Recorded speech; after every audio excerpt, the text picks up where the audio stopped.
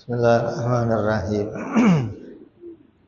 Assalamualaikum warahmatullahi wabarakatuh.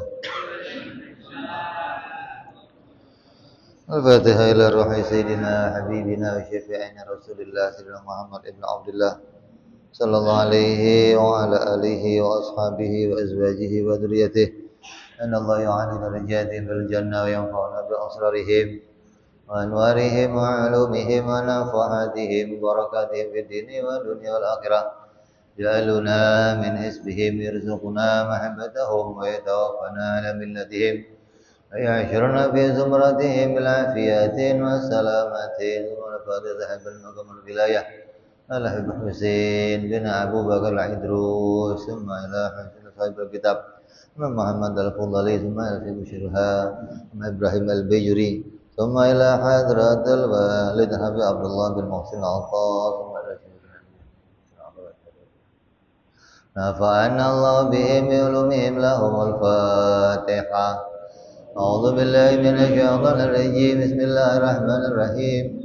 الحمد لله رب العالمين الرحمن الرحيم مالك يوم الدين إياك نعبد وإياك نستعين اهدنا الصراط المستقيم صراط الذين أنعمت عليهم غير المغضوب عليهم ولا الضالين آمين. بسم الله الرحمن الرحيم. نويت تعلما وتعليما وتذكرا وتذكيرا والنفعا والانتفاع والإفادة والاستفادة والحث على التمسك بكتاب الله سنة رسول الله صلى الله عليه وسلم والدعاء إلى الهدى والدلالة على الخير ابتغاء مرضاته وقربه وثوابه وحسن الخاتمة مع اللطف والعافية وصلاح العاقبة. Bismillahirrahmanirrahim. Alhamdulillahirabbil alamin. Wassalatu wassalamu ala asyrafil anbiya'i wal mursalin sayyidina wa habibina wa syafi'ina wa maulana Muhammadin wa ala alihi wa sahbihi ajma'in. Amma ba'du.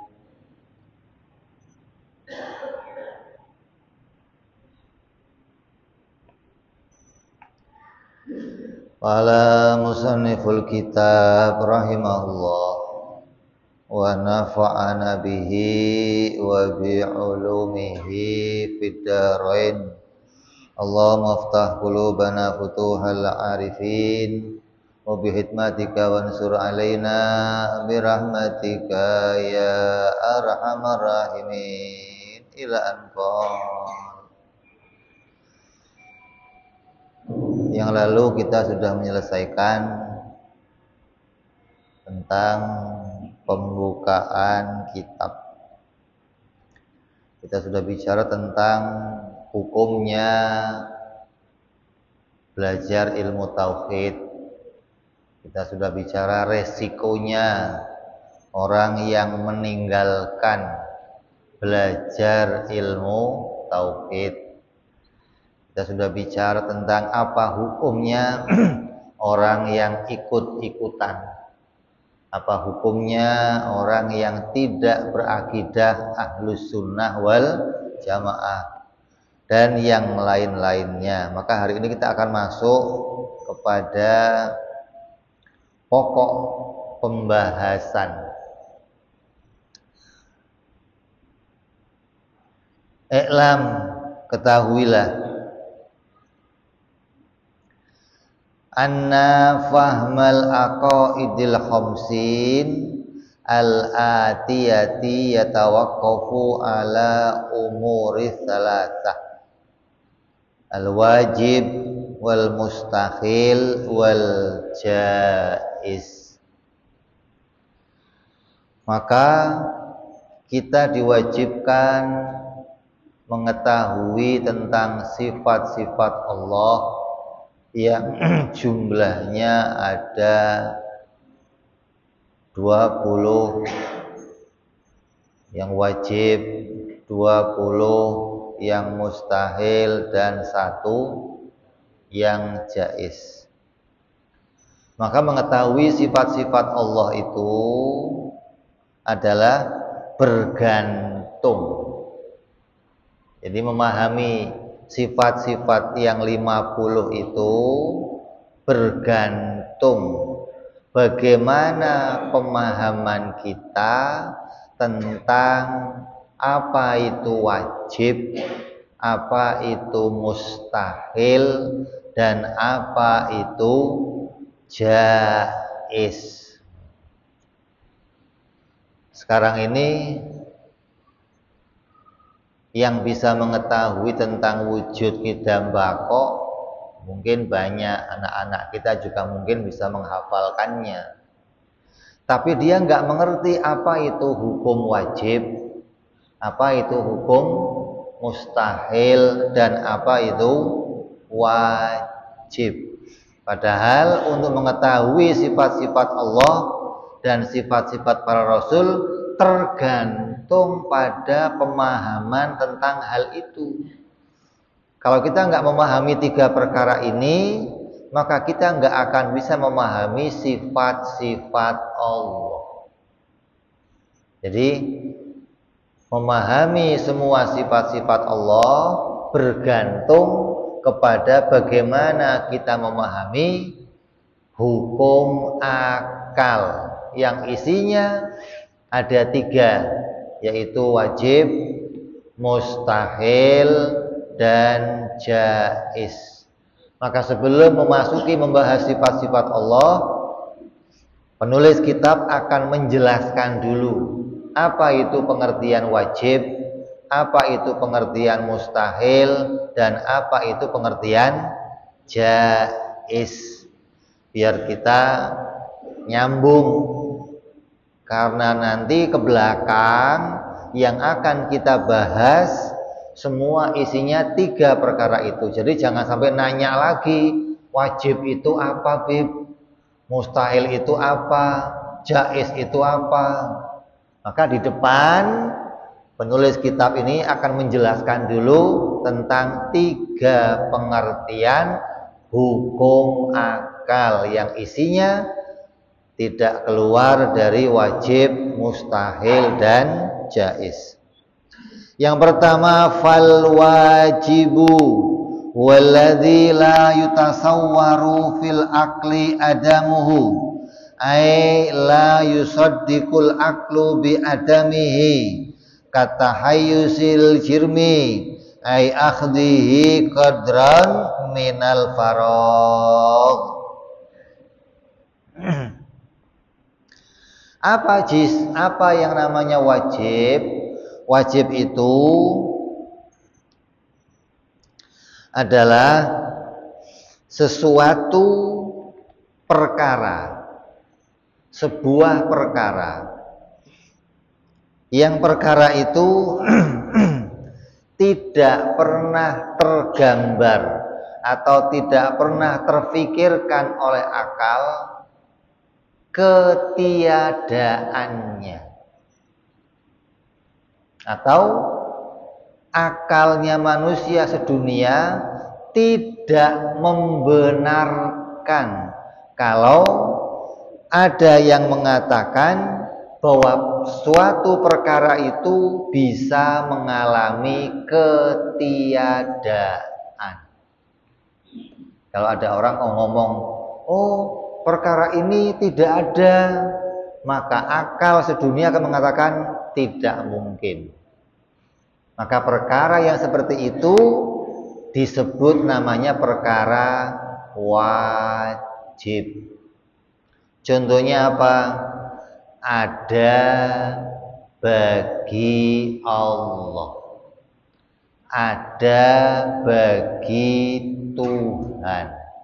Kalau ada orang mengatakan, oh Tuhan mah nggak ada, maka akal akan mengatakan tidak mungkin atau mustahil. Semua akal yang waras, sedunia akalnya siapa saja akan mengatakan Tuhan pasti ada, Tuhan wajib ada. Maka itulah pengertian wajib, sesuatu yang tidak mungkin hal itu tiada. Ini contohnya adalah ada bagi Allah. Apalagi berkuasa bagi Allah. Kok ada yang mengatakan, oh Tuhan mah tidak berkuasa? Akal tidak akan membenarkan perkataan tersebut. Akal akan mengatakan perkataan kamu dusta. Karena yang bisa dibenarkan oleh akal, Tuhan pasti wajib maha kuasa. Tuhan wajib ada keberadaannya. Ini contoh wajib yang mau kita bahas. Jadi wajib itu sesuatu yang akalnya siapa saja sama sedunia akan mengatakan perkara itu tidak akan mungkin pernah mengalami ketiadaan. Contoh lainnya, musannif menggambarkan contoh pada kita. Pada diri kita juga ada perkara wajib. Apa contohnya? Seperti bertempat bagi sebuah benda.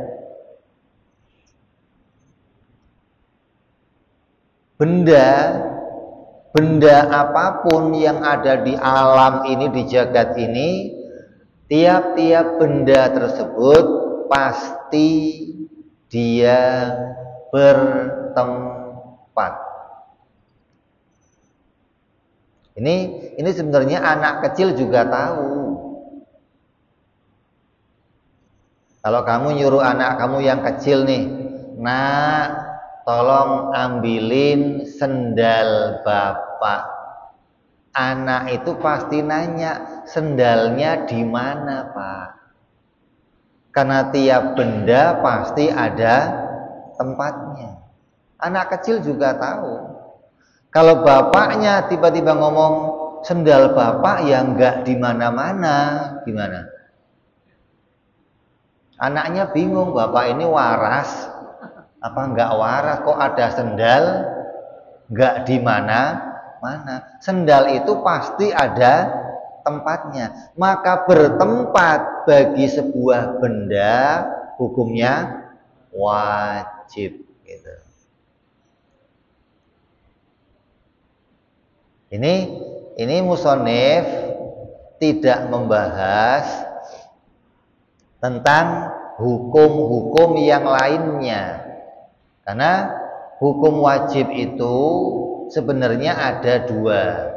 Ada wajib yang berkaitan dengan ilmu tauhid, ada wajib yang berkaitan dengan ilmu fikih. Kalau ilmu fikih, ilmu tentang amaliyah ibadah, ketika dikatakan sesuatu itu wajib, maka artinya siapa yang mengerjakan mendapatkan pahala, yang meninggalkan mendapatkan dosa. Itu wajib menurut ilmu fikih. Sholat wajib, puasa wajib, zakat wajib, haji wajib, Siapa yang mengerjakan dapat pahala, yang meninggalkan dapat dosa. Itu menurut ilmu fikih. Tapi yang kita pelajari bukan ilmu fikih, tapi ilmu tauhid, ilmu akidah. Maka mempunyai definisi yang berbeda. Nah, setiap orang harus bisa membedakan antara dua pengertian wajib ini. Jangan sampai nanti kamu salah mengartikan pengertian wajib. Yang seharusnya wajib itu menurut ilmu tauhid, kamu artikan wajib menurut ilmu fikih. Nanti ada wajib di ilmu fikih diartikan pakai ilmu tauhid. Maka kalau kamu seperti itu, cara beragama kamu nggak akan beres. Orang akan bisa beragama dengan beres kalau dia bisa memisahkan dua pengertian hukum ini. Ada hukum wajib menurut ilmu fikih, ada hukum wajib menurut ilmu tauhid. Ya, jadi wajib yang mau kita bahas adalah wajib menurut ilmu tauhid, menurut ilmu akidah. Apa pengertian wajib? Sesuatu yang tidak pernah mengalami ketiadaan. Berarti dia selalu ada terus. Maka hal itu namanya wajib. Contohnya apa? Contohnya bertempat bagi benda. Nanti sebaliknya wajib ada namanya apa? Mustahil. Apa mustahil? Sesuatu yang tidak akan pernah ada. Namanya mustahil. Jadi ini kebalikan. Ada wajib, ada mustahil. Ini akal sedunia, cara dia berpikir hanya menemukan ini. Satunya lagi nanti jaiz. Sesuatu itu boleh saja ada, juga boleh saja tiada. Namanya jaiz. Kalau kita akan begini, anak bagi Allah, Allah itu boleh saja punya anak. Hukumnya apa? Hukumnya apa? Hah? Hukumnya apa? Mustahil. Allah itu boleh saja punya istri. Hukumnya apa? Mustahil.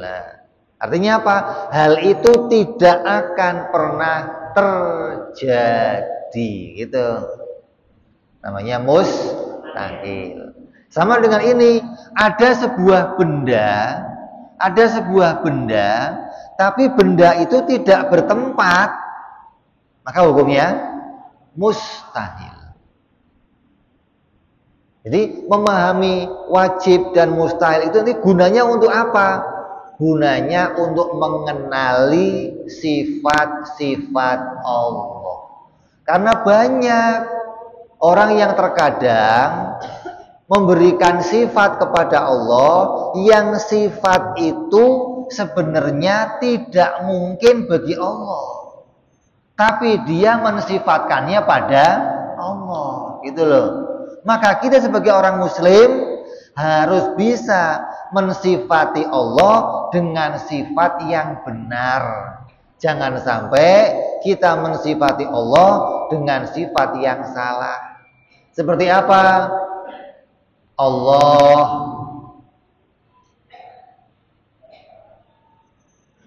turun, Allah naik, Allah tersenyum, Allah marah, Allah duduk. Ini semua sifat-sifat ini hukumnya apa? Mustahil bagi Allah. Itu dong. Tapi banyak orang-orang Islam yang mensifati Allah dengan sifat-sifat ini. Orang Kristen itu dia memegangi kitab namanya kitab Injil. Kitab Injil itu kitab dari Allah bukan? Hah? Dari Allah bukan?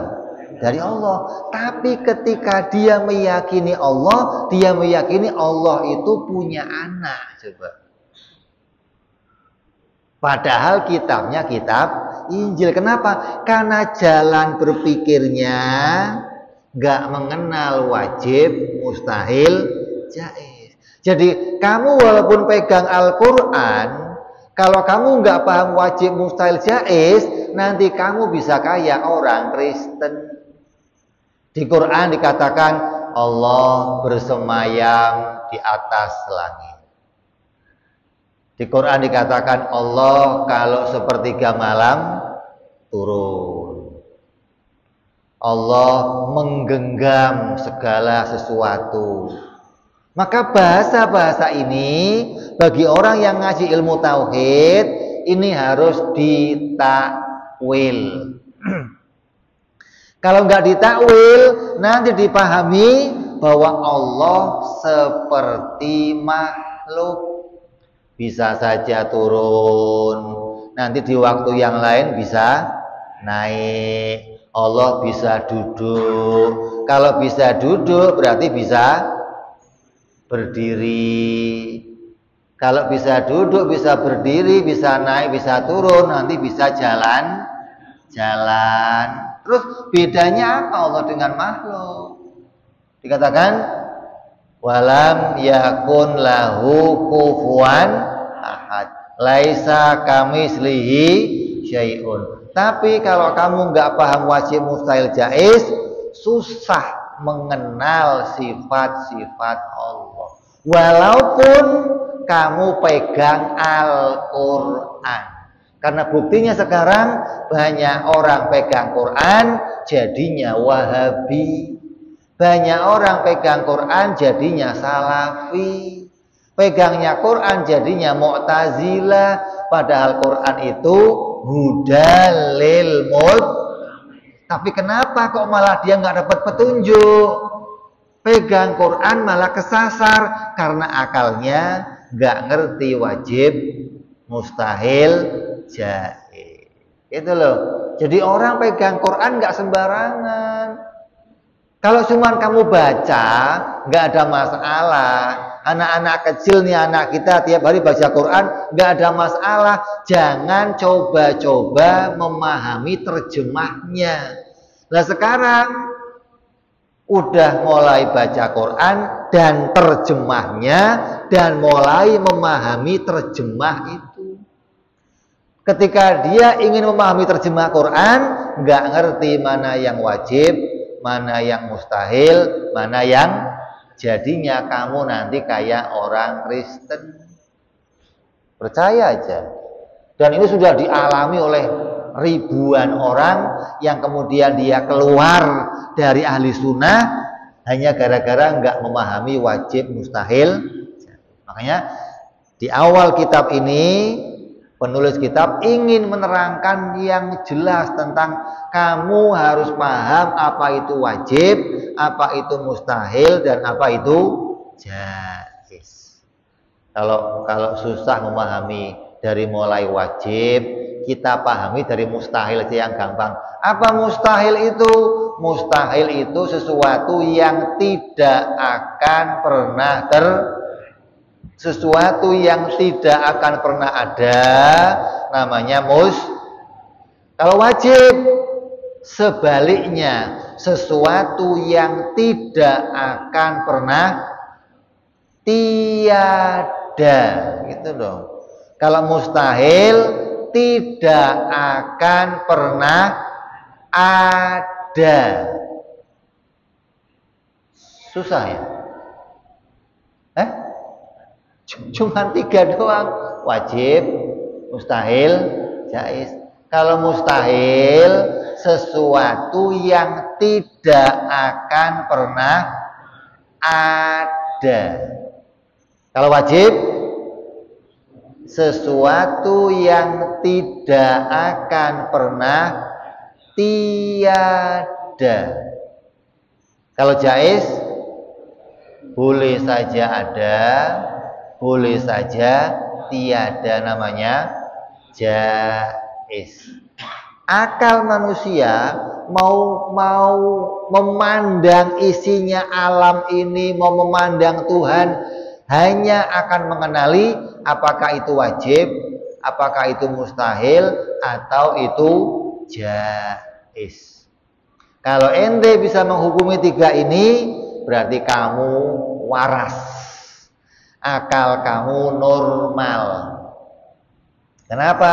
Karena kata Imam Haramain dikatakan, man lam ya'rif hadhihi salasah, siapa orang yang nggak ngerti tiga ini, nggak ngerti wajib, nggak ngerti mustahil, nggak ngerti jaiz, falaisa bi'akilin, maka orang itu sama saja orang yang nggak punya akal.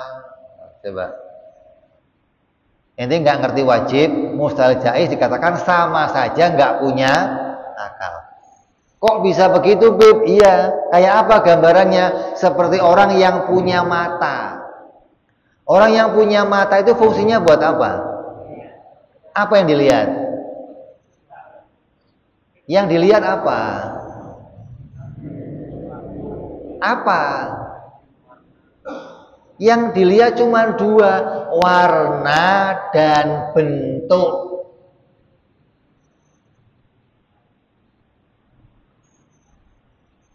Teh ini manis, bisa kamu lihat? Bisa? Hah?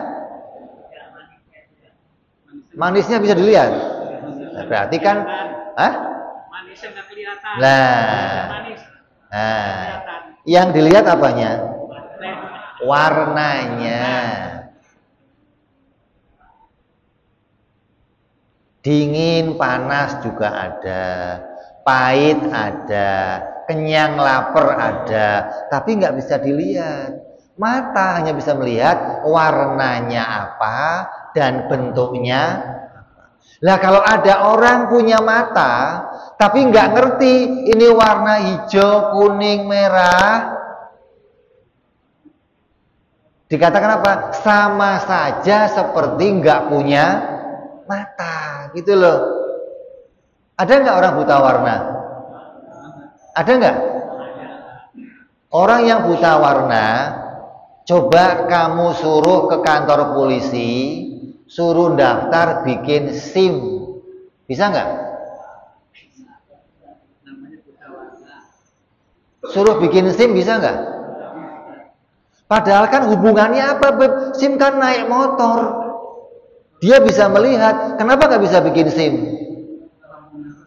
Karena dia nggak bisa lihat mana merah, kuning, hijau. Bahaya kalau dia naik motor gitu loh. Begitu di lampu merah, hijau dikira merah, merah dikira. Coba kamu cara, Pak Polisi, ini saya buta warna, saya mau bikin SIM, maaf, nggak bisa. Beneran. Syaratnya orang bikin SIM itu punya mata yang normal. Lah, sama dengan beragama. Syaratnya kamu beragama itu baik, kamu punya akal, yang akal kamu ngerti wajib, mustahil, jaiz. Kalau akal kamu nggak ngerti wajib, mustahil, jaiz, cara beragama kamu mesti kacau. Cara beragama kamu mesti rusak, gitu loh. Jangan dianggap remeh tiga ini. Tiga ini pokok utama. Kenapa? Orang beragama syaratnya apa? Punya akal. Orang gila boleh beragama? Hah? Orang gila nggak bisa beragama. Kenapa? Nggak punya akal. Jangankan gila deh. Orang tua kita yang sudah pikun, tahu pikun nggak?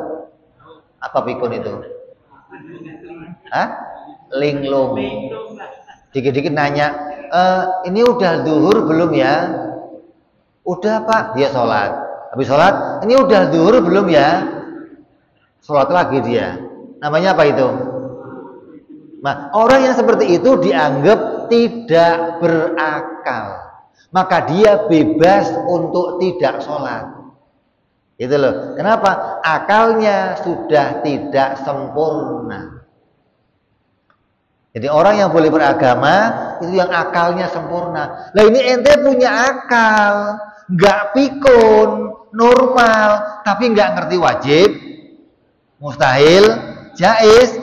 Kata Imam Haramain, ente sama saja nggak punya akal. Coba. Ente mau disebut orang gila? Mau? Mau disebut orang gila? Mau? Kalau yang nyebut orang gila, apa? Itu orang yang waras, dia gila. Tapi kalau orang gila nyebut kita, kata dia kita ini yang gila. Coba di rumah sakit jiwa, kata mereka dokternya yang gila. Kata dokter ente yang gila. Lah ukurannya apa ini? Satu gila ngomong, satunya gila ngomong. Ini kok dua-duanya ngomong gila. Ukurannya apa? Warasnya akal.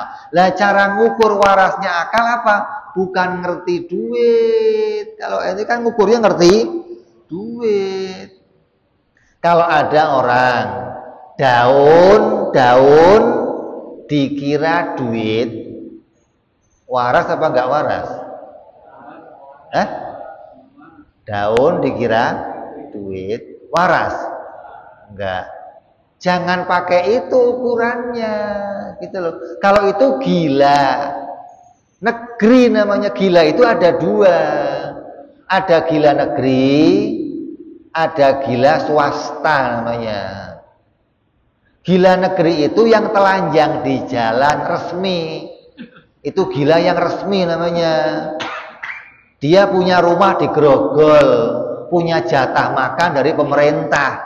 Kalau ketangkep dibawa ke Grogol, namanya gila resmi, gila negeri. Ada gila swasta, apa? Kelihatannya pakai dasi, mobilnya keren, pakai sepatu, ditanya nggak ngerti wajib, nggak ngerti mustahil, nggak ngerti jaiz. Kata ulama, ente gila. Itu. Ini ukurannya ulama gila seperti itu. Kalau ukuran ente gila, ngukurnya gila negeri doang. Yang gila ya yang telanjang di jalan, namanya orang gila, Bib. Oh, enggak begitu. Itu namanya gila negeri, gila yang resmi. Tapi yang mau kita waspadai bukan gila itu, tapi gila swasta. Jangan sampai kita kelihatannya normal, bisa sholat ke masjid, bisa bekerja di kantor, tapi nggak ngerti apa itu wajib, apa itu mustahil, dan apa itu jaiz. Jadi ini kita mau bahas tentang satu persatu pengertian apa itu wajib beserta contoh-contohnya, apa itu mustahil beserta contoh-contohnya, dan apa itu jaiz beserta contoh-contohnya, biar akal kamu jadi normal gitu. Ente pengen akal normal apa enggak normal gitu. Kalau ngukurnya pakai orang-orang yang di Grogol, ya kamu normal. Tapi kalau diukur pakai kitab ini, kamu nggak normal, enggak. Udah gede, rambut udah putih semua. Yang putih nggak rambut atas, bawah juga ikut putih. Tapi nggak ngerti wajib, mustahil, jaiz. Makanya orang yang mengajarkan ilmu ini udah habis. Percaya sama saya, ente boleh cek lah. Masjid mana yang masih mengajarkan wajib mustahil? Kamu boleh cek di Jakarta coba. Coba ente boleh cek. Padahal ini standarnya orang beragama itu ngerti wajib mustahil. Standarnya orang beragama dengan baik ngerti ini. Sementara ilmu ini sekarang nggak pernah diajarkan. Di masjid-masjid yang gede, masjidnya Wahabi kayak di Astra, di mana-mana, yang ikut berjamaah kajian ratusan orang sampai keluar-luar, tapi nggak pernah ngajar wajib mustahil jaiz, nggak pernah. Yang mereka ajarkan bagaimana hadis, memahami ayat. Oh, ayat ini adalah sifat Allah, harus diimani. Allah punya tangan, Allah punya wajah, Allah duduk di atas singgasana, Allah itu turun kalau malam, Allah tersenyum, Allah punya pinggang, Allah punya pinggul. Bagaimana iman Allah begitu?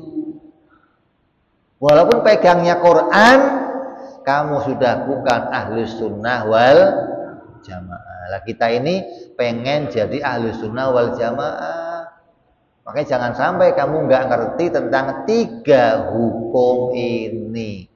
Maka masjid ini alhamdulillah kita masih diberikan izin oleh Allah, kemudahan oleh Allah untuk bisa menyampaikan, mengajarkan apa itu wajib, mustahil, jaiz.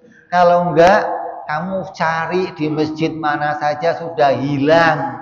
Nggak ada orang ngajari wajib mustahil. Mau kiai yang pakai udeng-udeng coba, yang tiap hari ngaji di sini semua, dia ngaji di masjid-masjid lain coba. Pernah nggak Pak Kiai ngisi kajian wajib mustahil jaiz? Coba kamu tanya. Kenapa? Yang pertama, nggak bisa. Kiai tapi nggak bisa, apalagi ente masih pantas itu nggak bisa. Yang kedua, udah sedikit orang yang mau mendengarkan kajian ini. Orang senangnya kajian, nanti baca doa ini ya sekian kali biar rezekinya lancar, baca doa ini ya sekian kali biar rumah tangganya damai. Pengen jualannya makmur, baca ini. Pengen begitu, itu lebih seneng didengarkan oleh orang-orang sekarang daripada kajian ilmu. Orang sekarang lebih seneng yang praktis-praktis aja lah. Jangan bikin yang pusing-pusing lebih. Lah kalau ini nggak mau pusing, akalnya tuker kerupuk aja. Jangan punya akal. Punya akal itu resikonya apa? Ya pusing. Pernah ente lihat kucing pusing? Nggak pernah. Kucing pakai koyo gitu. Kenapa Pak? Pusing saya Pak. Nggak ada kucing pusing, nggak ada. Padahal punya otak nggak kucing? Otaknya ada. Sapi lebih gede lagi otaknya, tapi nggak ada akalnya. Allah nggak kasih dia berpikir gitu loh. Lah ente yang dikasih akal untuk berpikir nggak mau mikir, lah kan repot. Kalau kata kucing, saya kalau suruh milih jadi kucing apa jadi manusia, kata kucing nih, saya milih jadi kucing. Saya ogah jadi ente suruh milih jadi kucing atau manusia, milihnya apa? Manusia. Ente anggap manusia enak kan? Kucing takut jadi manusia. Kenapa? Risiko kudu mikir segala, kudu ibadah. Kalau nggak mau mikir, resikonya neraka. Kucing nggak mau resiko itu. Saya mendingan jadi kucing, bebas mau nyolong ikannya orang bebas, mau ngawinin kucing mana aja bebas, nggak perlu ke penghulu, nggak repot. Lah kalau ente, nah resiko. Mereka kata kucing apa? Gua ogah jadi jangan ente bangga, enak jadi manusia daripada kucing. Enak itu kalau ente bisa mengerjakan semua perintah-perintah Allah, enak. Nah ini jadi manusia ngerti hukum fikih enggak, ngerti hukum ilmu tauhid enggak, ngerti bacaan Al-Quran enggak. Lah ente jadi manusia mendingan jadi orang-orangan sawah aja lo, begitu di sawah masih ada gunanya namanya. Jadi orang manusia punya akal tapi nggak ngerti apa-apa. Yang penting kan Fulus Beb, la ilaha illallah. Otak kok isinya fulus saja. Oh, coba diisi yang lain selain fulus. Ini zaman sekarang zamannya itu udah isinya. Ya, bismillah. Jadi kembali kita mau ngisi di antara contohnya hukum wajib seperti benda. Ini benda bukan? Hah? Ini benda. Ini benda ini disebut benda yang bertempat. Botol dan air. Coba saya tes kamu ini. Ini botol menempat di mana? Botol ini menempat di mana? Hah? Di tangan. Kalau air menempat di mana? Di botol. Jelas nih? Benar itu? Benar itu? Salah. Udah kenceng.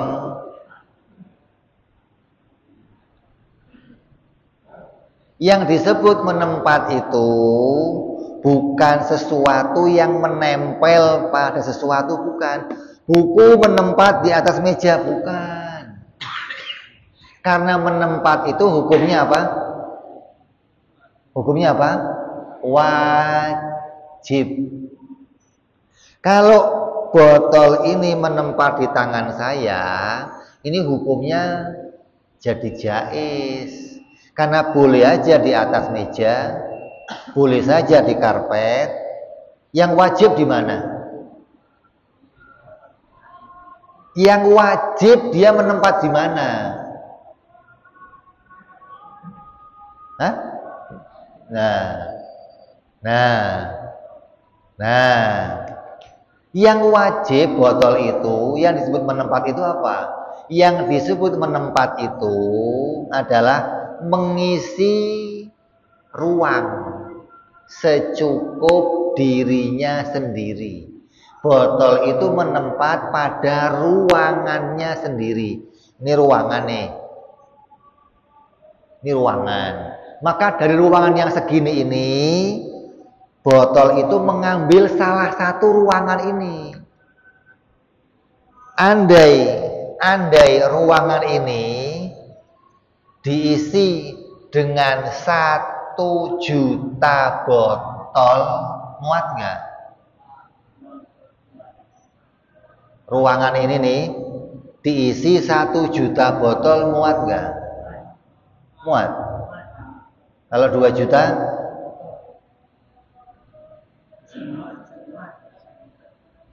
Kira-kira ruangan ini akan penuh kalau diisi berapa juta botol? Hah?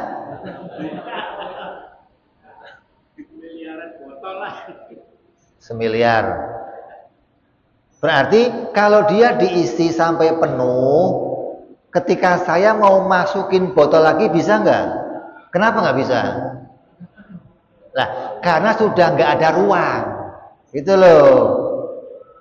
Jadi menempat itu maksudnya mengisi suatu ruang. Bukan menempel pada sesuatu, bukan. Gitu loh. Apapun yang Allah ciptakan dari langit dan bumi ini, pasti dia mengambil satu ruangan di antara langit dan, walaupun dia nggak menempel di mana-mana. Kalau kamu ngartiin benda yang menempat itu yang nempel, saya mau nanya sekarang. Karpet ini menempat di atas tanah. Tanahnya menempat di mana? Di atas bumi. Buminya di mana? Ngambang. Nggak menempat. Di mana?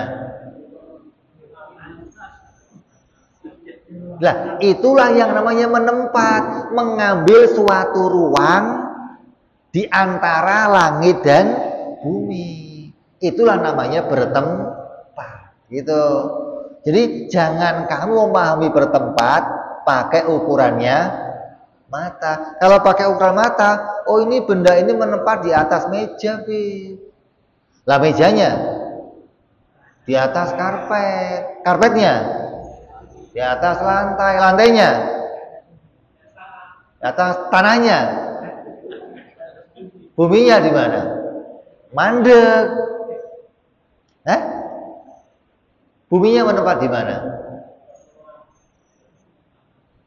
Mandek kan? Nanti berarti kalau pendapat kamu begitu, ada sesuatu yang bertempat, ada juga yang tidak bertempat. Akhirnya begitu, gitu loh. Sedangkan bertempat ini hukumnya wajib. Berarti setiap benda pasti mau itu bumi, mau itu matahari, mau itu gelas, mau itu air, pasti dia bertempat. Apa artinya? Mengambil ruangan secukup dirinya.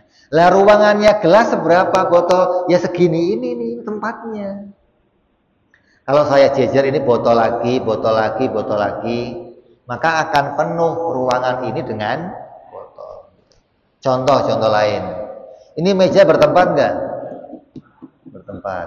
Kalau saya mau taruh meja lagi di sini bisa enggak? Bisa. Di mana mejanya? Di atasnya. Kalau saya mau taruh di sini bisa enggak? Jangan di atasnya, di sini juga ini loh. Kenapa nggak bisa? Lah, karena sudah diisi. Gitu maksudnya. Sesuatu yang sudah diisi sama benda tidak bisa diisi benda yang lain. Kalau ini saya pindahkan, saya taruh meja yang baru bisa nggak? Kenapa? Nah, karena kosong, belum diisi suatu benda. Itulah namanya bertempat. Sesuatu yang mengisi suatu ruang, gitu. Bukan yang nempel sama Kalau ditanya, ini benda menempat di mana? Menempat secukup dirinya sendiri. Itu menempat menurut ilmu tauhid, bukan menempat menurut mata, gitu. Kalau menempat menurut mata, ini bisa macam-macam, bisa di atas tangan, bisa di atas meja, bisa di atas, bisa nggak? Lah bisa, tapi hukumnya apa? Boleh-boleh saja, bukan wajib. Yang wajib dia menempat secukup dirinya. Udah azan belum sih? Udah ya. Kita azan sebentar.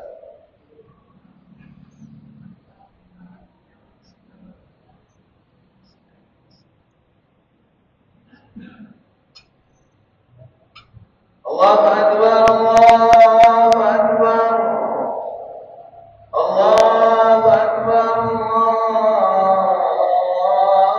Allahu Akbar. Asyhadu an la ilaha illallah. Asyhadu an la ilaha illallah.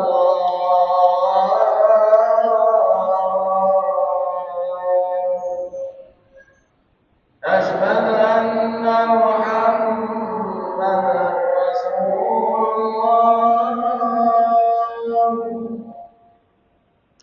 Asyhadu anna Muhammadar Rasulullah.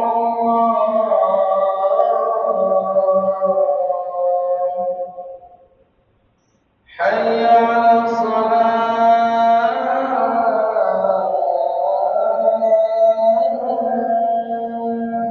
Allah. Hayya 'alas shalah.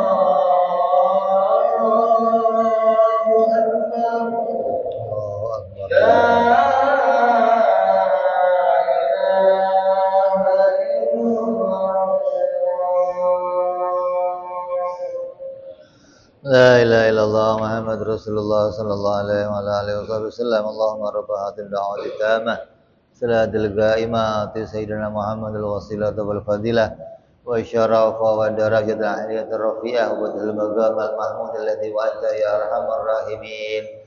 Rabbi ighfir li wa li walidi ya Rabbi ighfir li wa li walidi ya Rabbi ighfir li wa li walidi ya Allah. Rabbi ighfir li wa li walidi ya Rabbi ighfir li wa li walidi warhamhuma kama rabbayana shaghira. Allahumma barik lana wa fi auladina wa hafadhum wa la tadurruhum warzuqna birrahum wa fi kulli ta'atik.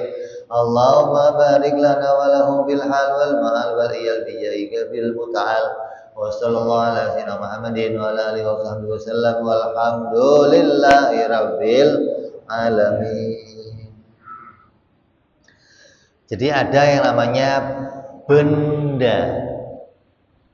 Benda itu ada dua macam.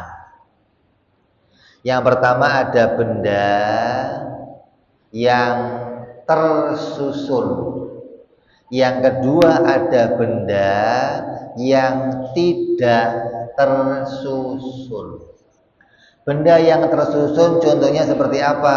Seperti kita. Ada kepala, kaki, tangan, kuping, mata, tersusun dari bagian-bagian. Contoh benda yang enggak tersusun seperti apa? Air. Air ini kalau dibagi namanya apa? Air. Bagi lagi namanya apa? Air. Ambil lagi namanya apa? Dia enggak tersusun dari bagian-bagian. Ya kan? Ini cara gampang namanya. Kalau nanti kamu menghadapi orang-orang ahli kimia, oh air juga tersusun, Be. Apa susunannya? Ada H2O, ada hidrogen dan oksigen. Tersusun juga air itu. Jadi Allah itu menciptakan alam ini isinya benda-benda yang banyak. Ada yang benda tersusun-susun, ada benda yang tidak tersusun-susun. Semua yang tersusun atau enggak tersusun pasti bertempat. Nah Allah wujudnya Allah, zatnya Allah tidak seperti zatnya benda. Ini loh poinnya pertama, bahwa Allah itu tidak bertempat. Kalau Allah bertempat, berarti Allah mengambil suatu ruang. Berarti Allah terbatas. Kan botol ini terbatas enggak? Terbatas. Lebih gede mana sama HP ini? Botol. Jadi terbatas itu bisa lebih gede, bisa lebih kecil. Itulah namanya zat yang bertempat.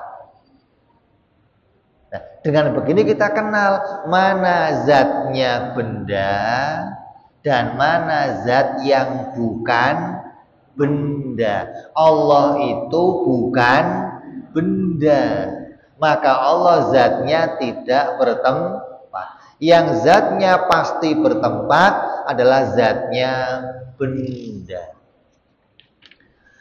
Dikatakan di sini wal jirmu, dan yang namanya jirim. Jirim ini kode etik.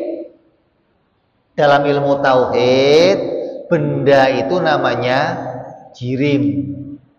Namanya apa? Jirim itu kode etik dalam ilmu tauhid. Kalau mau menyebut benda, disebut namanya jirim. Maka jirim itu contohnya seperti apa? Kasyajari wal hajari, seperti pohon dan batu-batuan. Batu itu benda, pohon benda. Kalau pohon tersusun-susun, ada tangkai, ada daun, ada akar, ada bunga, ada buah. Kalau batu nggak tersusun, tapi kedua-duanya sama-sama benda. Yang keduanya bertempat. Fa idza qala laka asyahsun Inna syajarata lam ta'khud mahalan minal ardi matalan la yusaddiqul akluka bidzalika. Kalau ada orang mengatakan begini, saya lihat pohonnya gede. Ditanya, di mana pohonnya? Ya enggak di mana-mana. Gimana? Mungkin enggak? Mungkin enggak? Ya enggak mungkin.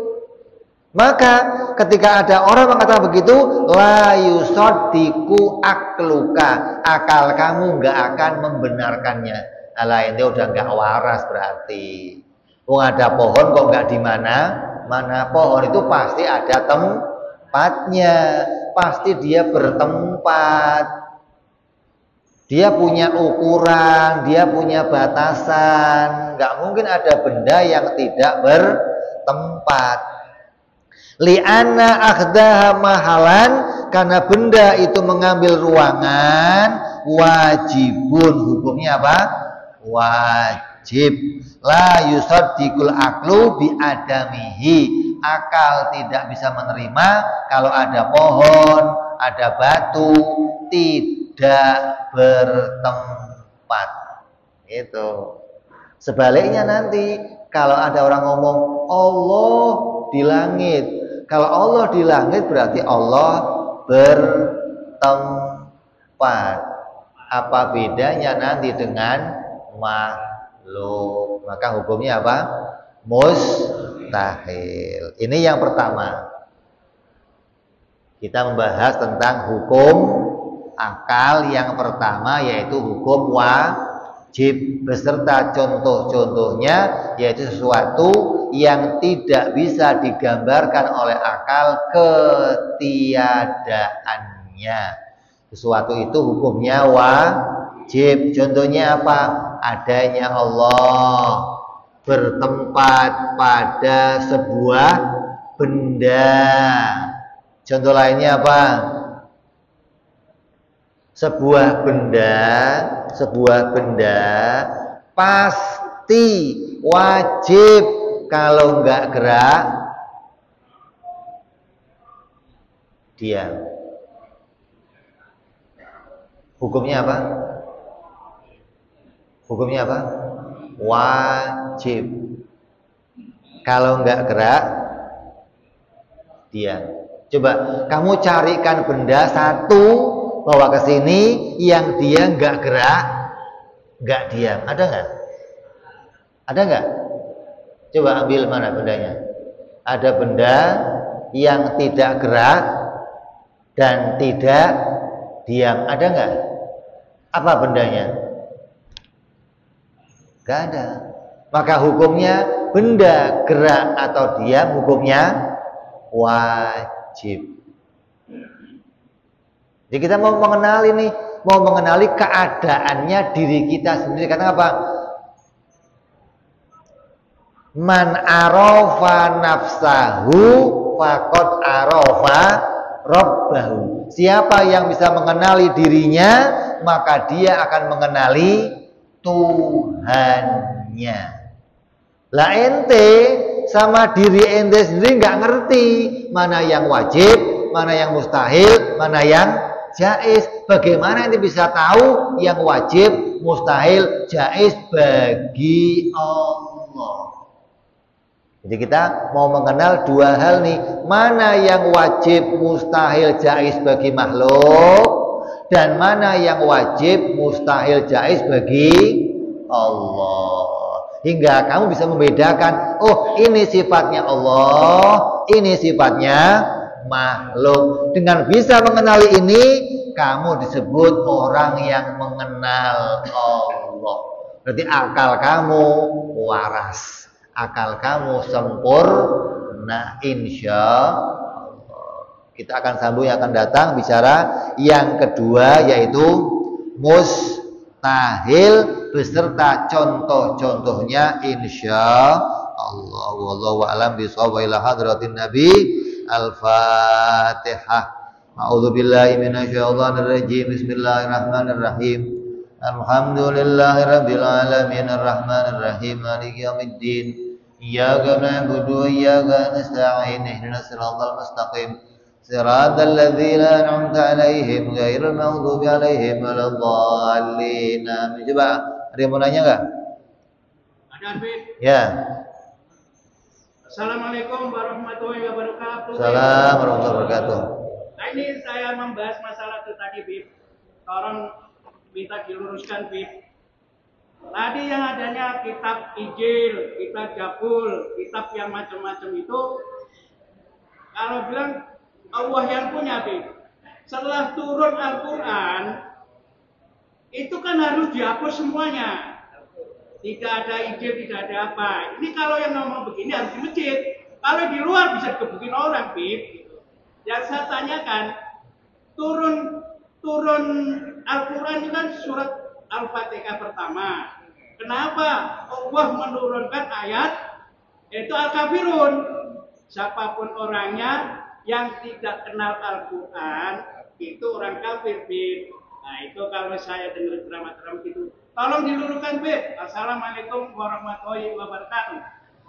Assalamualaikum warahmatullahi wabarakatuh. Ya memang kan yang namanya kitab, Allah boleh saja menjadikan suatu kitab itu tidak lagi diberlakukan, diganti dengan kitab yang baru, diganti dengan hukum yang baru. Hukum yang lama kenapa? Hukum yang lama namanya kadaluarsa, expired, ada expirednya. Kalau expired, kalau kamu ketemu kitab Injil, diapain kitabnya? Diapain kitabnya? Cium, kasih minyak wangi, simpen. Karena ini kitab suci dari Allah. Kalau ada yang asli, yang sekarang sudah ditambahi, dikurangi, didistorsi namanya. Ya, jadi Allah boleh saja menjadikan suatu hukum itu menjadi kadaluarsa, diganti dengan hukum yang baru. Nah, di dalam kitab hukum itu nanti Allah akan menjelaskan mana orang yang lurus beragama dan mana orang yang kafir. Makanya ada surat Al-Mu'minun, ada surat Al-Kafirun. Kalau Al-Mu'minun doang suratnya, nanti yang Al-Kafirun yang mana? Orangnya nggak jelas. Maka Allah ngomong, ini loh orang yang Al-Kafirun, cirinya yang begini, begini, begini. Yang Al-Mu'minun, cirinya begini, begini, begini. Itu kan? Qad aflahal mu'minun alladzina hum, sampai selesai ada cirinya. Al-Kafirun juga ada cirinya begini-begini, hingga di kitab itu namanya kitab yang menjelaskan dua keadaan, mana orang mukmin dan mana orang kafir. Jelas? Ada yang lain? Enggak ada? Kita tutup, kita lanjut yang datang insya Allah. Ila hadratin Nabi Al-Fatihah. A'udzubillahi minasyaitonir rajim. Bismillahirrahmanirrahim. Alhamdulillahirabbil alamin arrahmanir rahim maliki yaumiddin. Iyyaka na'budu wa iyyaka nasta'in ihdinas siratal mustaqim. Siratal ladzina an'amta 'alaihim ghairil maghdubi 'alaihim waladdallin. Amin. بأننا ضربنا وأننا أسربنا على لظى أسربنا فأنتم علينا توبة تغسل كل حوبة واستر لنا عوراتي وأمن رواتي واغفر دينا ربي ومولودنا والآل والإخوان سائر الهلان وكل ذي محبة جيرة أو صحبة المسلمين أجمع آمين ربي فضلا وجودا منا لا باكتساب منا بالمصطفى رسولي نهضى بكل سولي صلى وسلم ربي عليه عند الحب وآله وصحبه عدد تعزي صحبي والحمد لله في البدء والتنادي وانا ربك رب العزة عما يصفون سلام على المرسلين والحمد لله رب العالمين. Assalamualaikum warahmatullahi wabarakatuh.